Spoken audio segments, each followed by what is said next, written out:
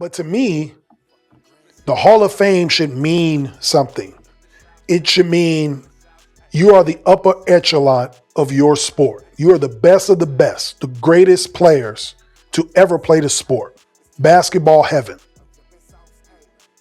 And when you look at the numbers that Blake Griffin has, nothing tells me that Blake Griffin is a Hall of Famer.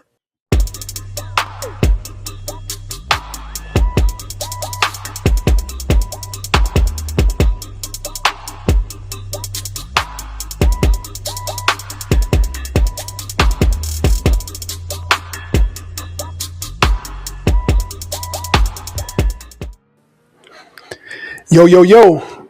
Welcome to another episode of the X Factor Sports Podcast, episode 110. This is a Christmas special. I appreciate y'all for tuning in tonight on Christmas Eve. We got a great show for y'all tonight. We are on YouTube every Wednesday night. So be sure to like, share, subscribe, and follow the X Factor Sports Podcast. You can also catch us anywhere where you can listen to podcasts. So be sure to tap in. Tonight, we got a great show for you. Tonight, we're going to talk about who has the best opportunity to win the Super Bowl. We're going to talk about Blake Griffin and if he is a NBA or basketball Hall of Famer or not. And also, I'm coming at y'all with a Christmas gift. All right. NFL Week 17 this week. I'm going to give y'all the picks of every single game and tell you who wins all the games this week. All right. So without further ado, let's go ahead and dive into this episode with the quick news. Okay. So we're going to start with the NBA. All right. We've been off for a couple weeks. So we got to get into what happened last week. Congrats to the New York Knicks for winning the NBA Cup. It was a great game. I actually picked the Spurs to win that game, but the Knicks showed resolve. Obviously, Jalen Brunson playing like an MVP. They got it done. Wemby was going through some personal stuff as well. He was in the game, but, they just couldn't pull it out in the fourth quarter. So congrats to the Knicks. I love what Jalen Brunson said. It's a stepping stone. We're going in the right direction. Please don't put a banner up in Madison Square Garden for an NBA Cup or regular season award like these other teams have done. Because if y'all don't know, every team that has won an NBA Cup and done that, I don't think they've made it past the second round of the playoffs. All right. I don't know if it's a bad omen, a Madden curse. I don't know what it is, but it's a regular season award. It's great for competition. And what I love the most about the NBA Cup is that young players that have minimum contracts or two-way contracts get $500,000. So congrats to those guys making a little extra change and being the only game on TV, prime time in Vegas. The whole world gets to see y'all play. So congrats to the Knicks on winning that. We'll see what happens in April, May, and June moving forward. All right. Some more NBA news. This happened on Monday night, I think. Draymond Green, surprise, surprise, and Steve Kerr go at it on the bench. So much so during a timeout that Steve Kerr asked Draymond Green to just go to the locker room, right? So this is what we've been talking about for years. If you've been paying attention to the X Factor Sports Podcast, we're on 110 episodes.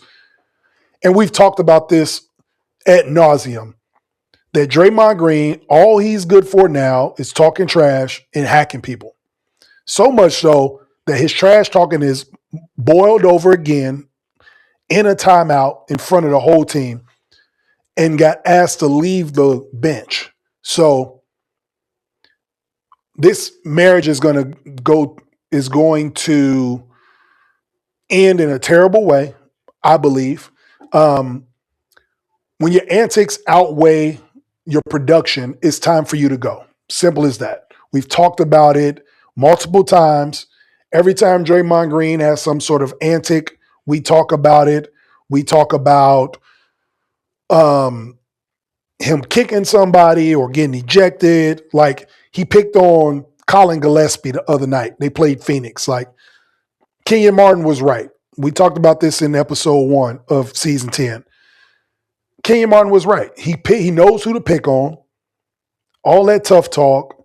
And it's always measured and calculated towards either European players or small guys, right? Even if they're on his team. So the antics are starting to outweigh the production.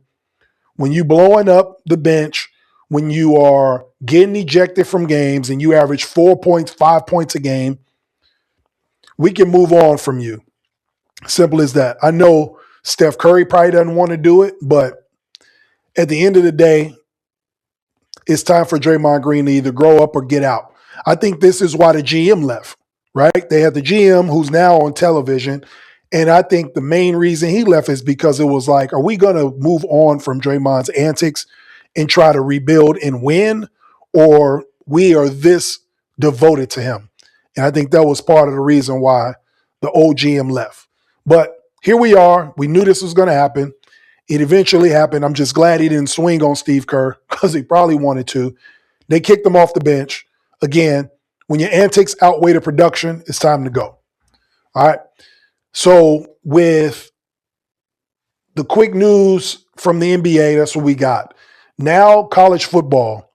So we're going to talk about where we are in the college football playoff. In the season premiere, we gave y'all a bracket on who we thought was going to win the national championship, and we went game by game. So after the first round of games, we went 2-2.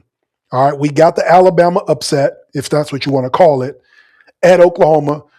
Like I told everybody, I just felt like that game was too big for Oklahoma. They wouldn't score enough points. They would have had to rely too heavily on the defense. The offense can't be trusted. And for Alabama, that was a regular Saturday. They play in big games every week. They just played in an SEC title game that they felt like they should have won against a team they beat earlier this season in Georgia. And the lights are not too bright for Alabama. So that was the main reason I picked them to beat OU. Didn't matter where they were playing. They could have played in the parking lot. I still would have picked Alabama just because the big games for them are national championships, not first rounds of college football playoff games. So we were right about that game, and we were right about Ole Miss smacking Tulane. Congrats to Tulane for making the college football playoff. I'm not one of these that say they didn't deserve to be there. They did their thing in their conference. They played their schedule. They beat everybody. They deserved a shot. They got it. But then they ran into Ole Miss, who's the superior team, and they got beat.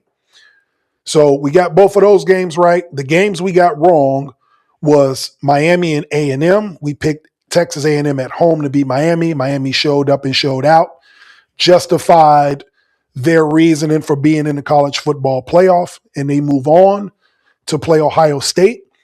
And then on the other side, this was kind of our hot take upset, 12-5 upset, James Madison. They got smacked around by Oregon. I thought they would bring more physicality to the game, but they didn't. And Oregon took care of business. So that's where we went. We went 2-2 last week.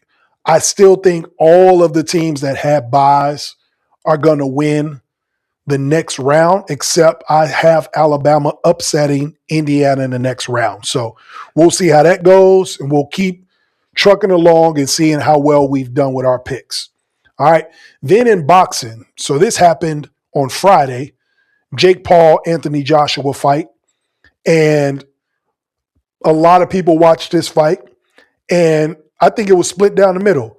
People wanted to see, obviously, Jake Paul bring more excitement to the boxing game, and then the other half wanted to see him get knocked out, and those people got exactly what they wanted, right? Jake Paul gets knocked out by Anthony Joshua in an 8-round exhibition fight. He knocked him out in 6. He probably could have knocked him out sooner. If you look at Anthony Joshua's face, he's smiling while he's throwing the punch. It was almost like it was scripted, like, all right, let him play around with you for a few rounds and then just finish him off. But there's 2 things I get from these Jake Paul fights, okay? Number one, it's good for the boxers. He's bringing relevancy to the fighters. He's bringing revenue. I think both fighters got $93 million before taxes. I think Anthony Joshua will get significantly less just because of how taxes are over in Europe. But still, money he would have never gotten just boxing regular guys in the WBA or WBC. So salute to Jake Paul for generating revenue for these guys, making a spectacle of the fight, or making a spectacle where Netflix picked it up and actually made money for them. So I salute him for that. But on the other side of it, Jake Paul's not a boxer, okay? I hope nobody mistakes him for that. He's an entertainer. He gets in the ring, he'll do MMA, he'll do whatever, right? And Logan Paul, his brother's the same. They both can fight, but they're not boxers. I would never put them in that category. And so for that, when you get your boxing purists, they don't want to see this stuff. They think it's you're making a mockery of a sport that has a lot of history, goes back to the 1800s. And a lot of your purists are like, this is what it's come to. So it's a double-edged sword. I do like that he's bringing relevancy to boxers, but I don't like what it's doing to the history of boxing. But for these guys to make the money they're making because they're not getting that from whether it's bad promotion, whether it's not getting enough views on TV, whether the purse isn't big enough, whatever the case may be, you can't knock the hustle of Jake Paul and Logan Paul for generating money, right? $180 million, and they were able to split it down the middle. You can't get that from any federation, boxing commission, UFC fight. Dana White's not doing that. So congrats to the Paul brothers for bringing that to light. But also, we got to be careful and not assume that this is boxing, like real boxing. They aren't fighting for belts. This doesn't go on Anthony Joshua's record as a fighter. So, but it was a good fight.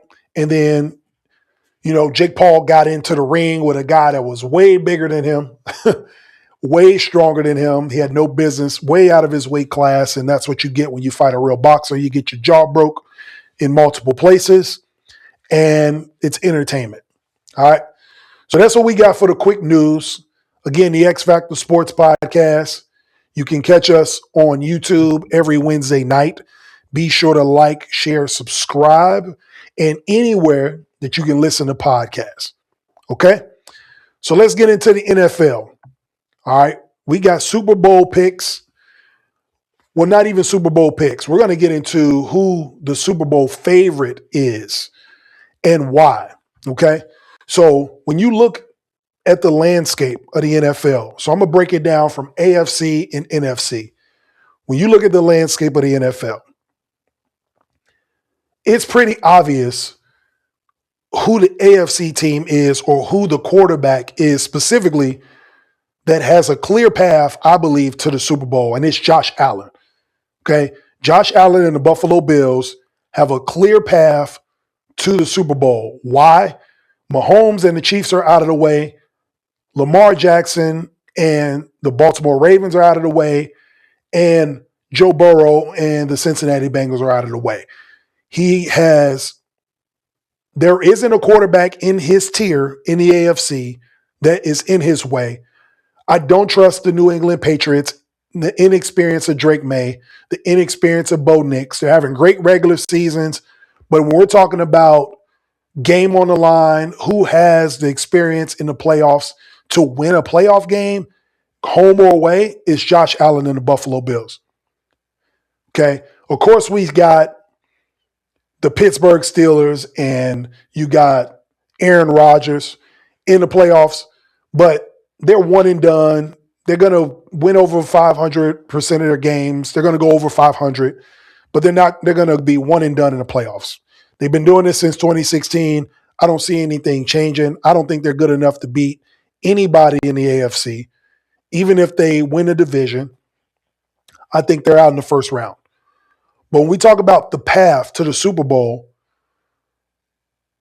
in terms of experience, in terms of quarterback play, in terms of the guy who you point at, you look to in the AFC that can get you to a Super Bowl or an AFC championship game, no matter where they're seated, it's got to be Josh Allen and the Bills.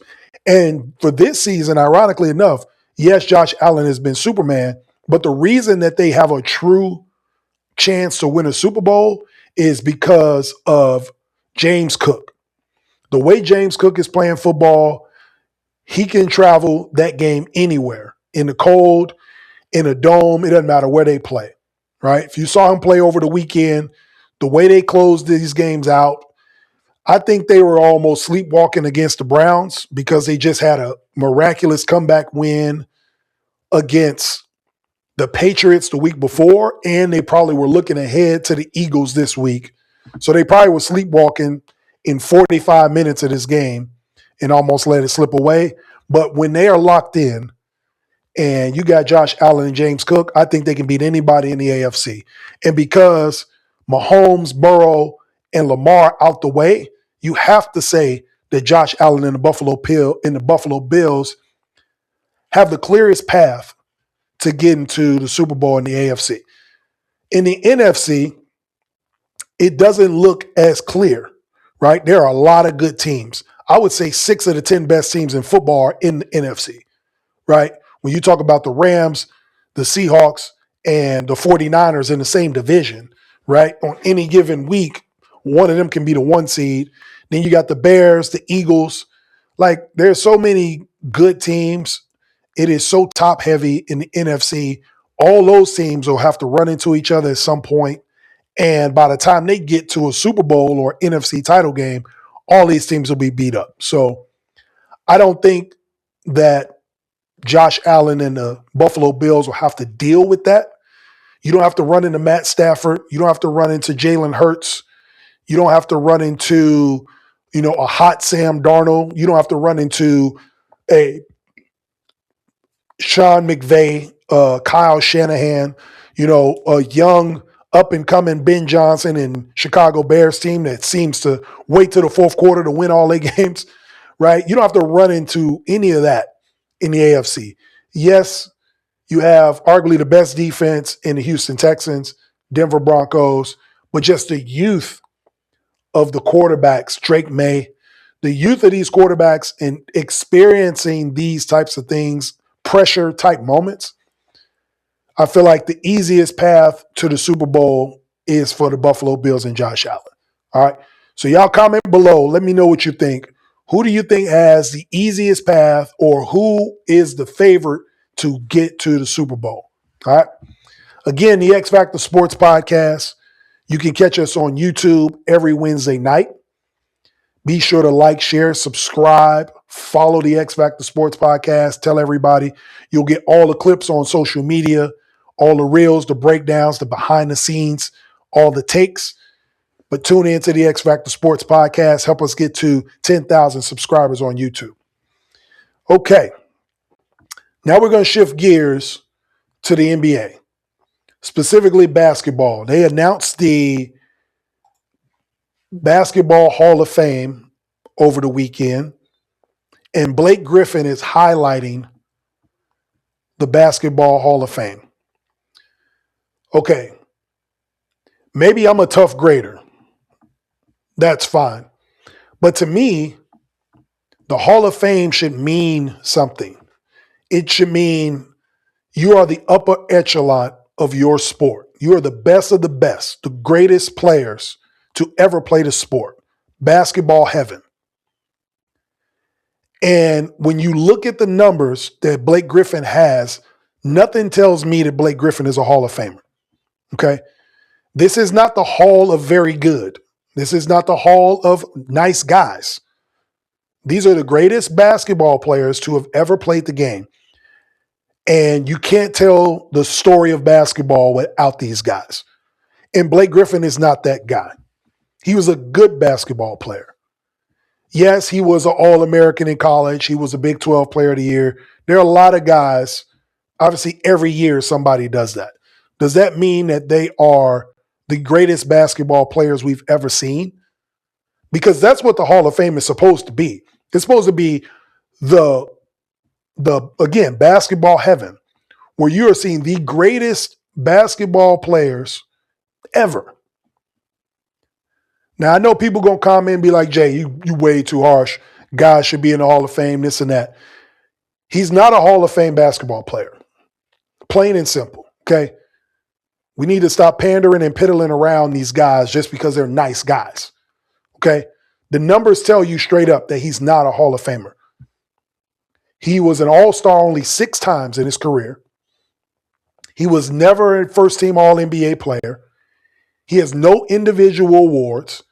He didn't win any MVPs. He didn't win no all-defense. He didn't win no Defensive Player of the Years. He won Rookie of the Year. Cool. Like he didn't win any other award. He didn't win an All-Star MVP.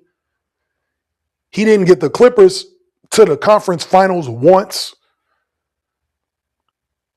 So if you're a Hall of Famer, we got to talk about individual accolades. And if you don't have the individual accolades, you better have team success at least. And he has neither. A 6-time All-Star in 13 years. He's never been first team All-NBA ever. So what individual accolades does Blake Griffin have to justify he's a Hall of Famer? He doesn't even have 15,000 points. Now, I know I'm saying it and y'all like, not even, but we're talking the greatest basketball players ever. There are guys that are still playing. Kevin Durant has over 30,000 points and he's still playing. And he started playing before Blake Griffin. Right? You see what I'm saying? Like the level of it. LeBron has over 50,000 total points, playoffs and regular season. He might have more than 15,000 playoff points, and Blake Griffin don't even have 15,000 points total. You get what I'm saying? To put that in perspective, Lou Williams has more than 15,000 points. Jamal Crawford has more than 15,000 points. Joe Johnson has 20,000 points, over 20,000. And we're talking about Blake Griffin as a Hall of Fame basketball player. Give me a break, okay? It's just not true. Again, this is not the Hall of Very Good. This is not the Hall of Nice Guys. For him to be headlining the Hall of Fame, being in the Hall of Fame conversation, let alone headlining it, is crazy to me, okay? I said the same thing last year when everybody was talking about Chauncey Billups deserved to be in the Hall of Fame. I don't think he's a Hall of Famer either, and at least he's a damn Finals MVP. But you can't look at these guys' individual accolades and tell me that they belong in basketball heaven. I just won't entertain your argument. You mean to tell me a guy that does not have 15,000 points, a guy who's the only record he has in Clippers franchise is he is the all-time leader in turnovers. He's not the all-time leader in points, rebounds, assists, steals, blocks, field goal percentage, games played, minutes played, nothing but turnovers. That's his claim to fame with the LA Clippers. And I'm not trying to kill Blake Griffin. I know this just sounds like I'm giving his obituary, but we talk real talk, unbiased takes here. If you ain't watched the show before, welcome. But let's keep it a buck. He's not a Hall of Fame player. Okay? He doesn't lead the franchise that drafted him in any category. He's never been to a conference final. He's never been, obviously, to an NBA final. So he has no team success. He has no MVPs, no All-Star MVPs. The highest he was third on the MVP ballot. He has no first-team All-NBAs, so he has no individual accolades. So you guys tell me what justifies Blake Griffin being a Hall of Fame basketball player. You can't make an argument for it, right? I think the formula that these guys get is that if you play a long enough career and people like you and you get on TV and you're relevant, people like seeing your face and you talk basketball and you have a good rapport with the media will vote you in. I think that's the formula that these middle of the pack fringe Hall of Fame guys get. Just get on TV so people see your face. Show your personality. I think that's what these guys are going to start doing. Like, man, if I just get on TV and people see me, I can reinvigorate their eyes. And then they'll remember that I was a basketball player. And that don't fly with me, right? We're talking about facts. When you put your Hall of Fame resume next to somebody's, it has to stand up. So you mean to tell me a guy like that at the power forward position deserves to be in the same room with Tim Duncan, Kevin Garnett, Dirk Nowitzki, Charles Barkley, Karl Malone, Like the things these guys did as players. Karl Malone was the second all-time leading scorer in NBA history, two-time league MVP. He had been to two NBA finals, right? He is the all-time leader in scoring for the Utah Jazz franchise, probably rebounds, probably not games played because of Stockton. But you get what I'm saying? Like field goal percentage. Like he probably has 10 records for a franchise. Charles Barkley was a league MVP, went to the finals, a two-time Olympic gold medalist. Like he has so many individual accolades, 11, 12-time All-Star. KG, Defensive Player of the Year, got an NBA title, league MVP. He's an all-time leader in franchise for the Minnesota Timberwolves in multiple categories. Tim Duncan, I mean, nothing needs to be said about T. Duncan, right?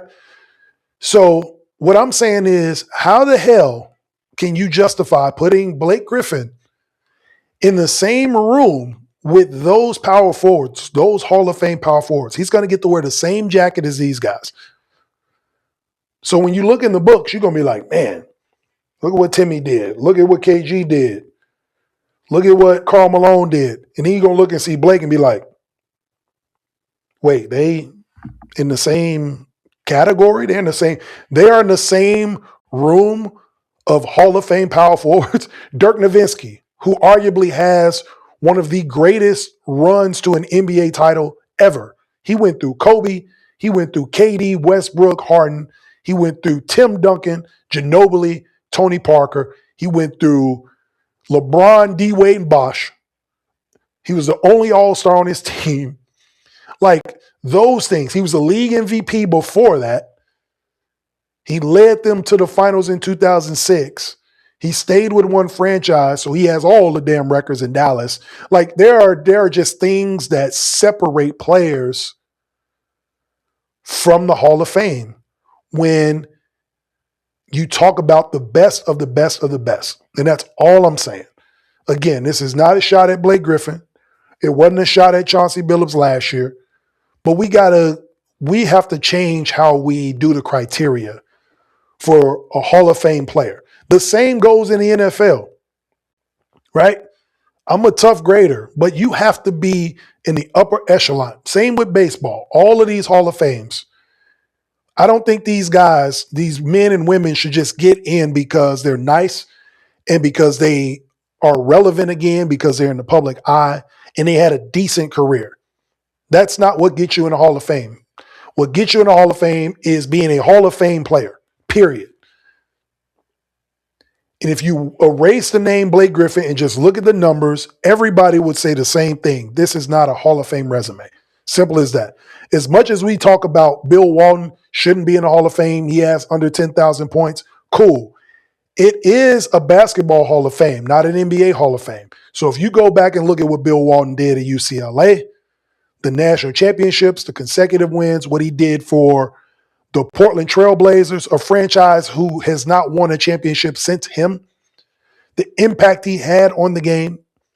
He was a league MVP before all the injuries.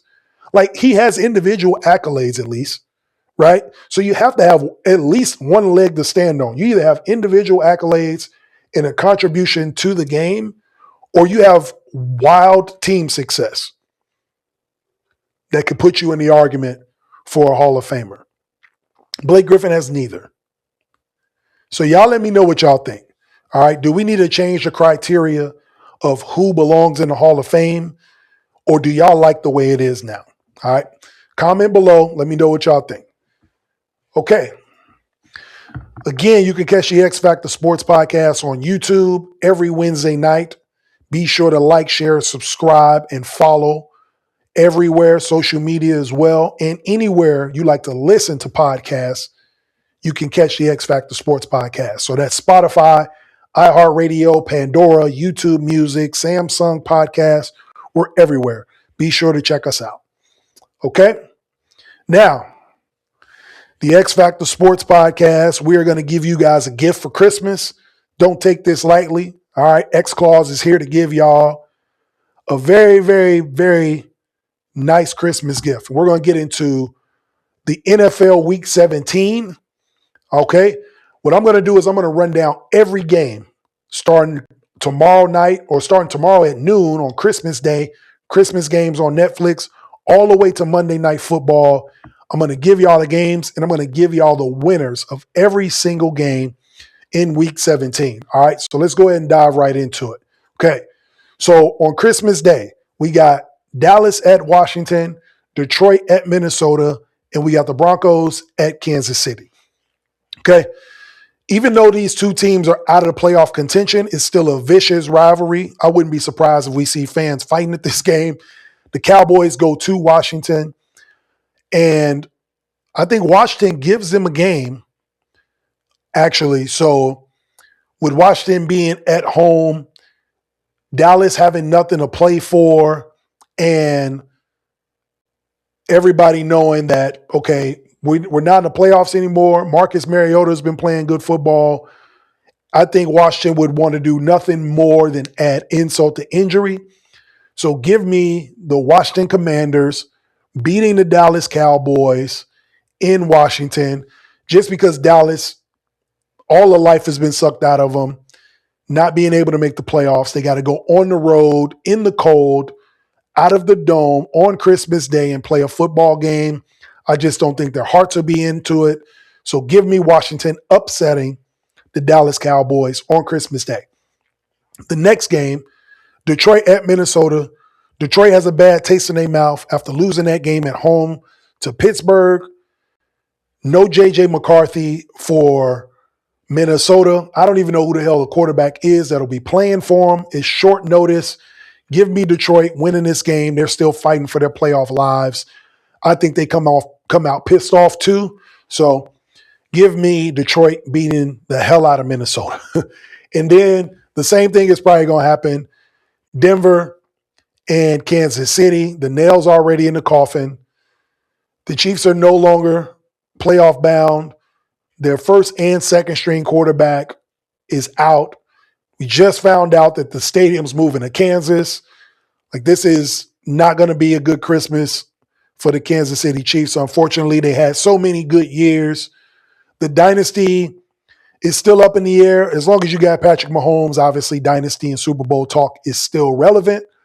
But on Christmas Day tomorrow, Denver Broncos come in, and I think they lay the smack down on the Kansas City Chiefs.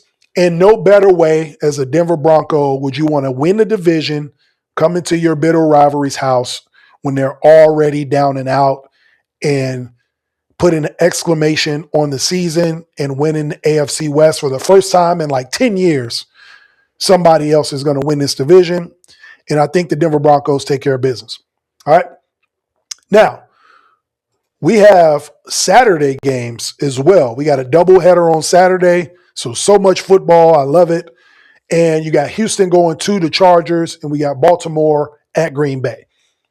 I'm going to take Houston beating the LA Chargers simply because the Houston Texans defensive line going up against the LA Chargers, their offensive line's a little beat up, depleted, and Justin Herbert's been playing excellent football. Even with a broke opposite hand, he's still showing up and showing out. His teammates are playing hard for him. This is how you win a locker room. You go out and ball like Justin Herbert's been doing. But I just feel like Houston, again, they're fighting to win a division. They're trying to stay in lockstep with Jacksonville. They feel like they have the Colts in the rearview mirror, and they got a chance to capitalize on winning another AFC game. I think they go on the road. It's a Saturday. The LA Dome or SoFi usually isn't a home field advantage anyway, so I think a lot of Houston fans will be in LA. Give me the Texans traveling with that defense. CJ Stroud is starting to get some more confidence, playing better and better, connecting with Nico Collins. I'm going to take Houston upsetting the LA Chargers. And then the last game on Saturday, this is probably going to be a battle of backup quarterbacks, right? I think you got Snoop Huntley, and I think we get the backup quarterback. I don't see Jordan Love playing in this game. I think he's in concussion protocol. He played on Saturday. I don't think there'll be enough time to get him ready to play and turn around on Saturday. So you get Malik Willis and possibly Snoop Huntley in a battle of the backups in Green Bay. So with Baltimore on the road with a backup quarterback, Malik Willis played good football. He actually played better than Jordan Love. If y'all look at the numbers, all these Packer fans are crying about the Bears almost lost to a backup quarterback. He actually played better than your starter. So go look at the numbers. But I got Green Bay playing at home. Again, they probably have a bad taste in their mouth from losing on Saturday. They're comfortable. They know they need to win. They're desperate to stay in the playoffs. They got something to play for. And I feel like this is the beginning of the end for not the Baltimore Ravens season, but for John Harbaugh as the head coach. So stay tuned to that hot take. So give me Green Bay. Then the Sunday games. So we got the whole slate of Sunday football, right? Starting with Pittsburgh at Cleveland. I think Pittsburgh wins this game. They need it. They'll seal the division. And Mike Tomlin moves on, again, staying over 500, keeping that record going. But Myles Garrett does get the sack record. So if you're a betting person, go ahead and bet on Myles Garrett. I think he gets the sack record in this game. Excuse me. But Pittsburgh wins the game. I just don't feel like Shedeur Sanders is ready, right? There's some consistency we need to see from him. He's a rookie quarterback, got tossed in the middle of the season.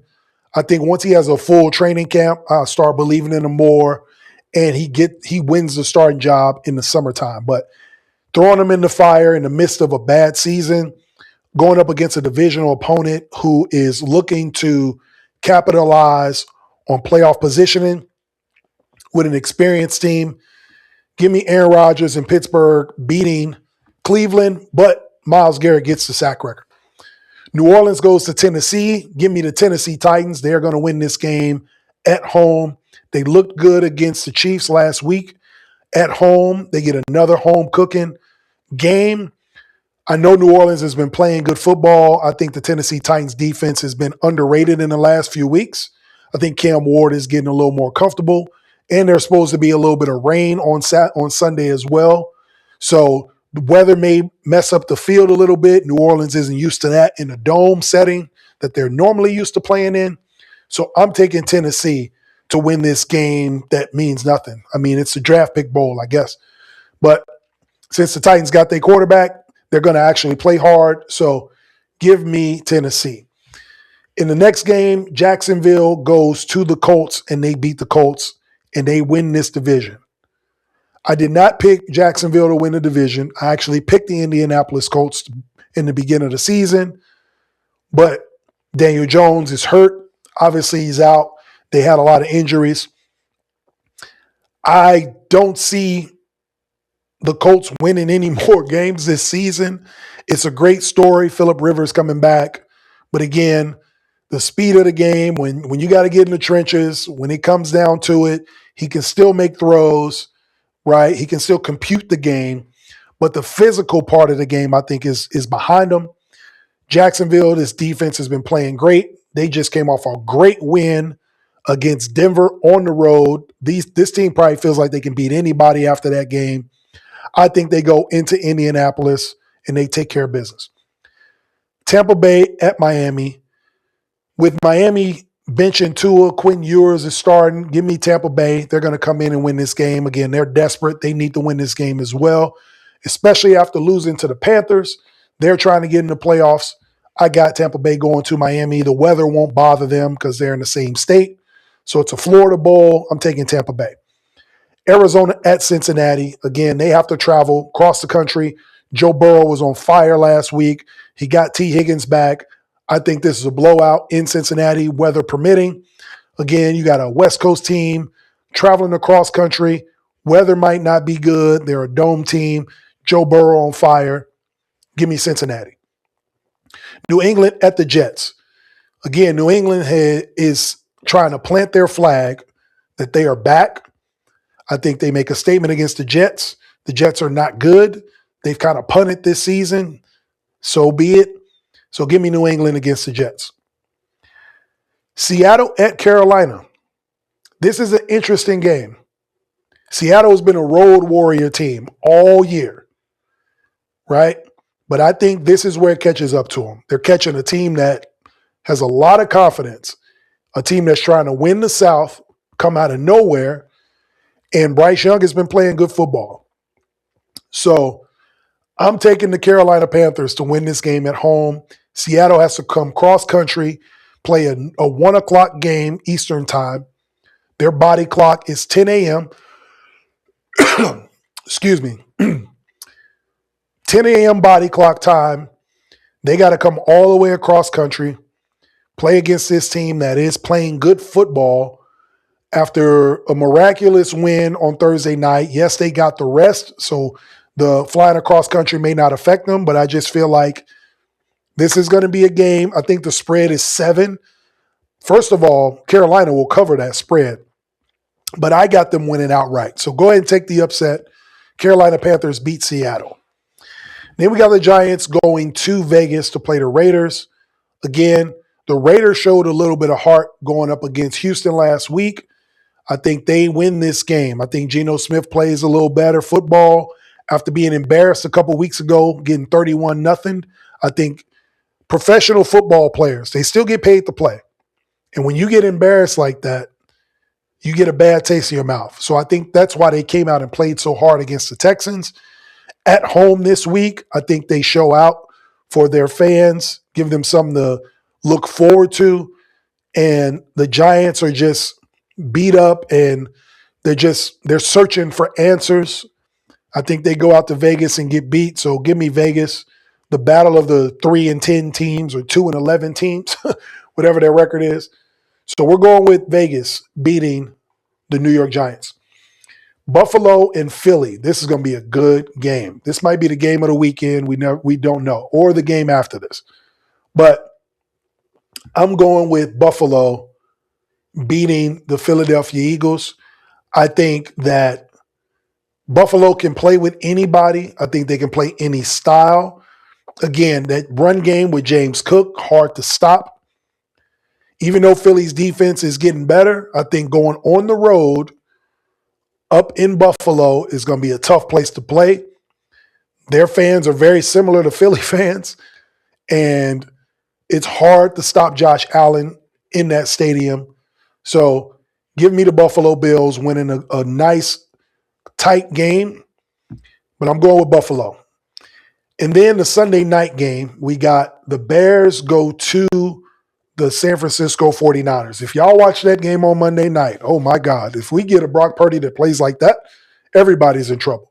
But you can never count out the Bears. If y'all been paying attention this season, everybody that counts out the Bears think the game's over. You can go back and look at even Bears fans tweeting about the games being over and the Bears come out and win. In this particular game, because last Saturday's game was so emotional for the Bears, getting the proverbial monkey off our back, even though people are saying that, Caleb Williams is 2-2 against the Green Bay Packers because he beat them last year too. But that's neither here nor there. In this game in particular, even though the 49ers they're not at full strength, I think this is going to be a battle of wits. Kyle Shanahan, Ben Johnson in San Francisco, Sunday night, prime time. Both teams have something to play for. Both teams 11-4. If this game was in Chicago, I would give it to the Bears. I'm simply giving this game to the 49ers because it is in San Francisco. Now, also, the Bears really don't need to win this game. I know it's crazy to say when we're talking about competition and winning football, but I think this is going to set up. This season has been a dream season for the Bears anyway. But I think this is setting up perfectly, right? The Bears will lose this game, but then they are going to play all their starters in Week 18. And to win the division, Ben Johnson gets to play his former team, the Detroit Lions. They have to come to Chicago and play in the cold. And I think we smacked the Detroit Lions in Week 18 to win the division. How beautiful would that be? So I think that's going to be the setup for this. I think the 49ers, I don't think it's going to be a blowout of any sort. And also, I wouldn't be surprised if the Bears won. But I'm giving y'all this gift. The 49ers beat the Bears on Sunday night. And so that is what we have for Sunday games. Then we got the last Monday night game of the season. All right. The Rams travel to Atlanta. Again, another team that's pissed off from what happened to them the previous week.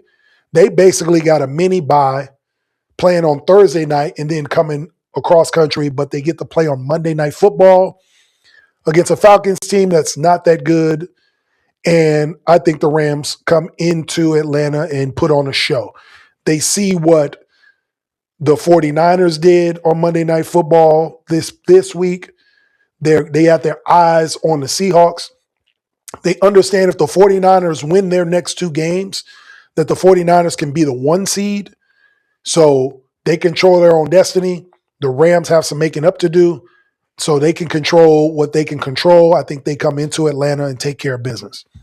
So the Rams come in and beat Atlanta. So there you have it. All right. That is the Christmas gift from me to you. X-Clause gives y'all all of the winners for the NFL Week 17 games. All right. Again, the X Factor Sports Podcast is on YouTube every Wednesday night. So be sure to like, share, subscribe. And also you can catch us on any platform that you listen to podcasts. So be sure to tap in on that too. All right. Before we get up out of here, we got to hit y'all with that 2-minute warning. Again, for those who are new to the show, we always incorporate, life lessons, things that are on my mind throughout the week, quotes, anything that's motivational, things that can help us all out in life. And so this week we're going to talk about having two lives. Okay. I know that sounds crazy, but we do have two lives. Okay. And it's a quote from Confucius. This was a philosopher from many, many years ago, 15th century or whatever. But the quote is, we have two lives, and the second one begins when we realize we only have one. Okay? So what does that mean? To me, that means that we live this life sometimes not knowing what we want out of life or what we can get out of life. And then there's the moment in our life where we know what we want and we understand the value of how to get it and how to be motivated and how to make our life better. And that's where that second life comes from. Okay. So the second one begins when you realize that you only have this one life to live. So you better seize opportunity. You better go after it. Right. Most people live their life on unlimited time and procrastinate, wait to trace their dreams, wait for somebody to fix their relationships or wait for somebody to give them the job they always wanted or things like that. And once you realize that time waits for nobody and you need to stop wasting it, go out and strive for what it is you want. Go out and get it, right? Go out and execute these plans that you have. That's when that second life begins. That's when you're reborn. That's when you're rejuvenated. It's when you know you have purpose. So that's what that means to me.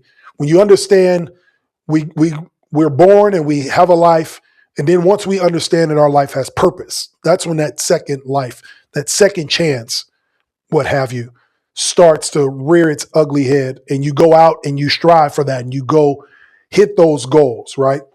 And start doing what actually matters. Okay. Appreciate y'all for tuning in to the X Factor Sports Podcast. Again, you can always catch us on YouTube. I want to thank everybody. If you like the gear, again, you can always hit the QR code or you can go to my social media. Let me know your size. Let me know what colors. We do shirts, hoodies, hats, sweatshirts, all the above. We got some orders coming in after New Year. So be sure to either hit the QR code. You can go to xfactorsportsstore.com. That's X Factor Sports with a Z, store.com, and pick out what gear you want, and we will get that order shipped out to you. Again, I appreciate y'all for tuning in to the X Factor Sports Podcast, episode 110, the Christmas special. Next week, we got a great show for you guys.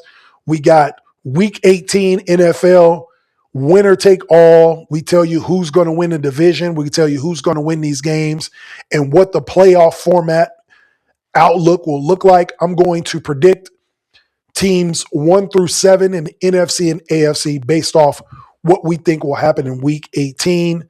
Your favorite segment, Bet That, will be back. So you know we got to bet on some games. We'll talk college basketball, teams getting out of the Christmas holiday break and getting back on the court, and some more NBA. We're going to have NBA power rankings coming up in a few weeks as well. So be sure to tap in this season of the X Factor Sports Podcast and like us, share us, and subscribe us. This is Jay Mondaine signing out.